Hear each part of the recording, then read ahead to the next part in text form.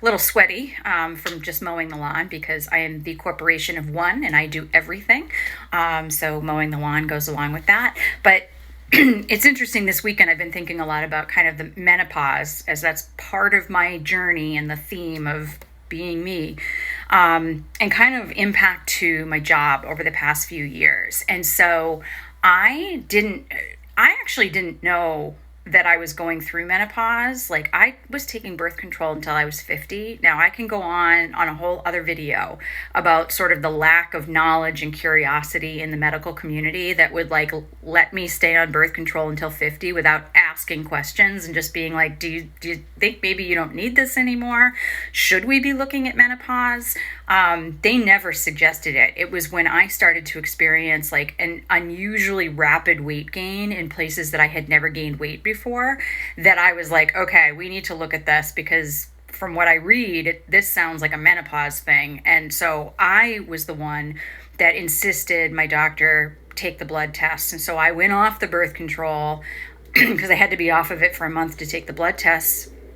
And I literally started experiencing like full throttle, like menopause symptoms, hot flashes, frozen shoulder. I'd already started with the weight gain, lots of anger, rage, a lot of rage, especially when driving. And I drove back and forth from Boston. So you can imagine those were some tough rides.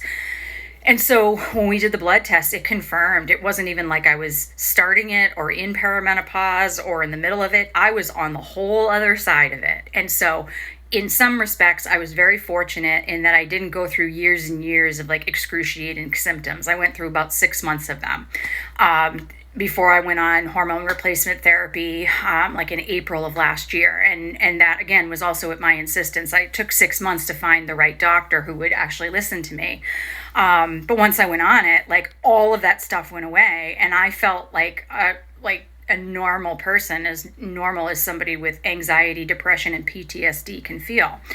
But as I reflect back, I would have been going through symptoms that I didn't know were menopause or perimenopause. I was going through those symptoms when I transitioned into this role 4 years ago.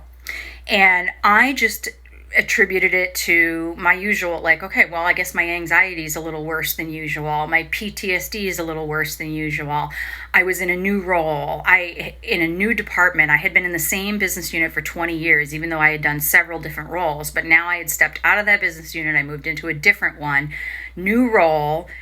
Didn't know a thing about what my new team was doing. There was no documentation of their processes, no documentation for onboarding. It was just, you sat with somebody who showed you how to do it and hoped for the best. They had no service level agreements to business partners. They had no goals or key performance indicators of success. It was crazy. And so I stepped into all of that, and my first 30, 60, 90-day tasks from my boss was really a listening tour of our business partners, was to meet all of the different business partners we interacted with and to hear from them what their perception of the team was and what they thought was working, what they didn't think was working, and which is healthy. I would have done that anyway. But all I heard about was how bad my team was, how everything they were doing was wrong, or it was always late, or they weren't responding fast enough. And everybody wanted action right away. It was like they had a handful of associates that they had decided needed to go.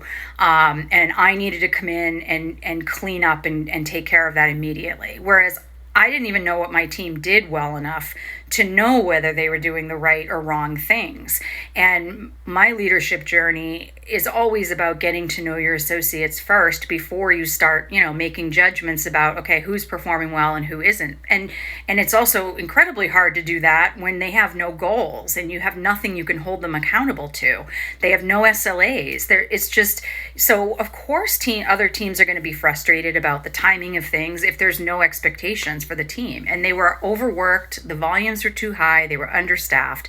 And so the very first thing I needed to do for the team was to get staffed appropriately. And so that was the first thing I did, was rewrite the job description, redo the interview process, and hire.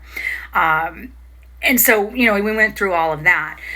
But I also was encountering for the first time, like, the rudest, most demanding business partners. I was shocked at the way people were comfortable talking to me, talking to my team, treating us like order takers. Like you exist to service me, and they anything I said, they would double check it with my boss. Or if I knew, like if I said no to something because I knew it was something we couldn't do, they would just threaten me all day long and just be like, if you don't do it, I'm going to escalate here, and I'm going to escalate here, I'm going to escalate here. And this went on for the entire 4 years I was in the role.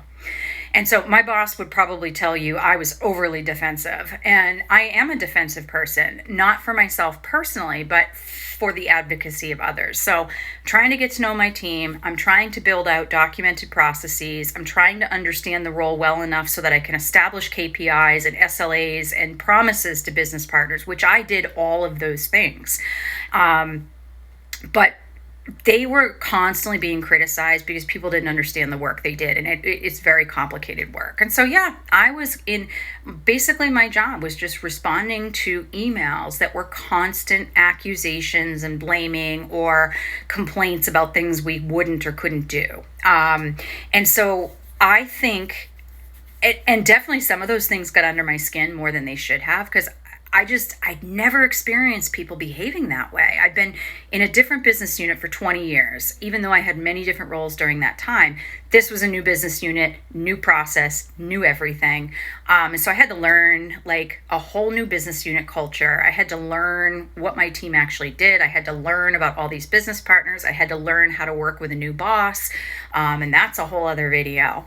So I think that as I look back on it and I look back at some of my reactions, like that probably were over the top, or I guess not necessarily over the top, but I had reactions. And I think nobody previous to me in this role did. I think they just sort of took it and took it and took it.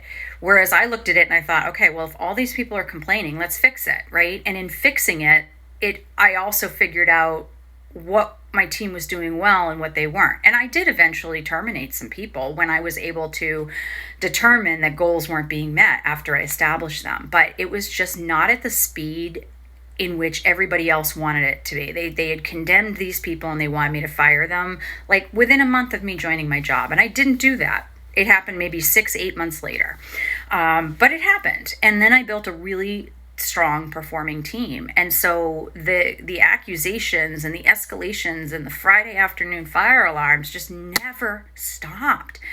And I was just blaming it all on like, well, I already have anxiety, PTSD, and depression. So it must just be, those things must just be getting worse. Getting worse. And so I just kept focusing on my therapy and like increasing therapy appointments to help me manage this job, which was extremely stressful and toxic. And now that I know what I know, and like when I went on medication last year and like the drastic changes to just calm that came over me over the past year, like I think that there was a significant menopausal impact to my job at a time when you just couldn't have been able to differentiate. And companies have also started offering menopause benefits over the past couple of years. They realize Gen X women are the biggest market. And so now you've got benefits and they're talking about it. And my company was one of those. And that's great. But at no point has anybody been talking about what does it look like at work, right? Like it was, I think they just assumed, well, you might see them taking sweaters on and off because of hot flashes. I think that was it, right? There was no knowledge, curiosity, or discussion or support around what is it like if you potentially have someone like this reporting to you and maybe you're seeing things that are different than you've seen before, right? And I don't know how you coach to it. You can't ask your employee, hey, you're going through menopause, or how old are you, right? Like you can't do that. But that I think is a place that needs to get like dug into. I think there needs to be some training because I know my boss and I had some significant misunderstandings of things. And when I look at them, they had a lot to do with just me going through menopause and him just not being clear on his expectations and us never being on the same page. But I think, had we had some education on what this can look like at work and how it can impact your work and change behaviors, I think that maybe I would have had like a better chance at having a calmer role earlier than I was able to do it. So I'll talk more about it. This is really just the first of me starting to think through it.